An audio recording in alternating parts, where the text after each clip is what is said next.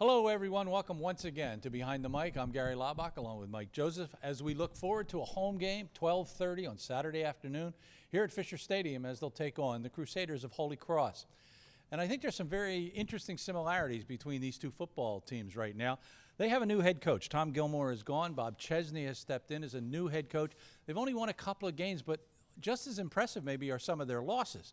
They only lost to Colgate by 7, and they look a lot like maybe the situation we were in last year with a first-year head coach. They've got a lot of new energy, it looks like, and certainly he's trying to put together a successful program. Yeah, and I think he's doing that. I mean, he comes from Assumption College. He's got a lot of energy, like you said. The kids seem to be behind him. I had a chance to watch them with a comeback win over Yale, overtime win, and there's just that energy that's there with every win you get. And it's not a multiple of wins, but when you put one or two back to back and you can do a good job and you see the light at the end of the tunnel, I think that's what Bob Chesney brings. And he's a fantastic recruiter, so they are on the right track, but very similar to what we did last year, bringing John Garrett in. His first year, a couple of wins here or there, some exciting wins, especially a win up there at Fitton Field last year. So it's an exciting time for Holy Cross. It's going to be a whale of a ball game. I would throw out the records. Don't worry about that. This is an old-style Lafayette Holy Cross game. And, of course, the other similarity, I think, Mike, is the momentum the two teams bring to this football game.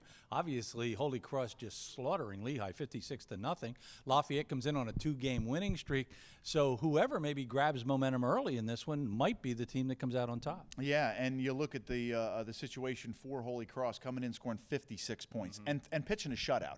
Now, Lafayette's defense on the other side has done the same thing and did it in the second half. So two good defenses. Is going to be a question again of a guy like Jeff Wade, who came in here a couple of years ago, picked up the reins from Peter Poulios, who's hurt, was 21 for 27, threw for over 200 yards and 3 touchdowns. So he was very efficient in that game. So it may come down to, like you said, who scores first, who gets on the board first. And it's so important to get that early lead. And for Lafayette, they're home this week. This is a great stretch for them. 2 of the next 3 at home, 2 of those games being Patriot League games. They have a chance to finish out the season on a tremendous high note. They come off a good win. Again, back-to-back wins. You think of Lafayette. They've won 3 of the last 4 games, so people forget that. But 3 of the last 4, and if you throw in maybe a touchdown pass or a play here or there at Georgetown, Lafayette's on a big streak. As we look at these two teams, a couple other similarities. Both these teams had 2 100-yard rushers in the last ball game. Talking about personnel, Dominic Cozier is their leading running back. He had 208 yards against Lehigh. Miles Alexander had 118 yards rushing against Lehigh. And they've got a nice stable of receivers. Blaze Bell, Martin Dorsey, Richie DiNicola. In fact, DiNicola is their 3rd best receiver. He's always been their best receiver. He did a job on us a couple of years ago. Didn't DiNicola graduate like 3 years ago? I mean, yeah, they continue to fill in. Blaze Bell is a backup quarterback from back in his freshman year, very athletic. He's going to be a guy on the edge.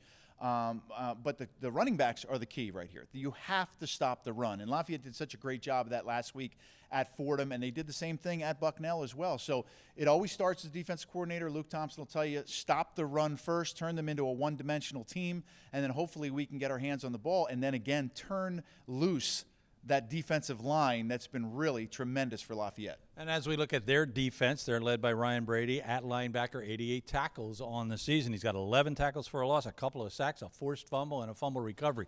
So he has filled up the stat sheet, no question about that. And again, no team has given Colgate a tougher ball game than Holy Cross did in the opener, 24-17. Now, our football team, you look at our numbers, I wasn't quite sure I was looking at Lafayette.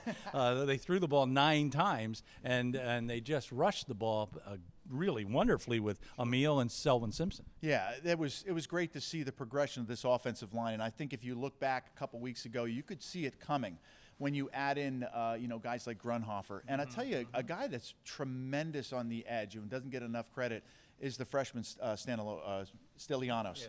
I mean, the way he blocks on the edge, the way he can get to the second level, block a corner. 2 times in that Holy Cross game, he got to the edge and he hooked the corner. And the corner usually has outside leverage, and he did not allow that. He got to the edge, he hooked it. Selwyn Simpson one time, C.J. Emil. C.J. seemed to run with a lot more conviction. Like, this is my game, I'm taking it over. And when you have a 1-2 punch like that, it's been tremendous. But the offensive line for Lafayette, you can see it coming. It's been tremendous, and they are getting better and better. I just don't want to see them take a step back. I'm a little concerned about some of the holding calls, okay, some of the penalties that they've had. Kevin Zadovesky's had a couple holding calls here or there. They need to get that under control because you can't kill drives against a team like this. It's interesting, too. There were people somewhat critical of the fact that we didn't have any holding calls, and maybe things weren't being blocked the way other teams are blocking. Now we're getting the holding calls, but we're still winning. And, of course, a great week for Malik Ham. He picks up 3 sacks in the ball game. He is the Patriot League Rookie of the Week. He now has 7.5 sacks for the year. The last guy to do that was in 2009, Ian Dell. Well, Malik is tremendous, and you and I talked. You could see it just off the start. I mean, the way he can it's not just great against the pass. He can stop the run as well, and the way they roll guys in, it keeps him fresh. So now you bring a guy like him and Breedlove knocking down passes, and then you get a guy like Keith Earl, who can drop into coverage and make an interception. So they're very athletic. They get after the quarterback. There's tremendous competition there to see who's going to get to the quarterback, and when you breed something like that, it's just tremendous. Malik Ham is going to be the defensive player of the year in this league eventually. He should be first team all-league this year as a freshman. He's tremendous. He's got to, obviously get a little bit better at things he does here or there, but rushing the passer, pinning his ears back, nobody better. Well, we'll move from that ham to these 2 hams, and we'll say and invite you to cover the ball game with us this Saturday at 12:30. We'll be there. If you can't get here to Fisher Stadium, tune in on the Lafayette Sports Network. For Mike, I'm Gary. We'll see you on Saturday.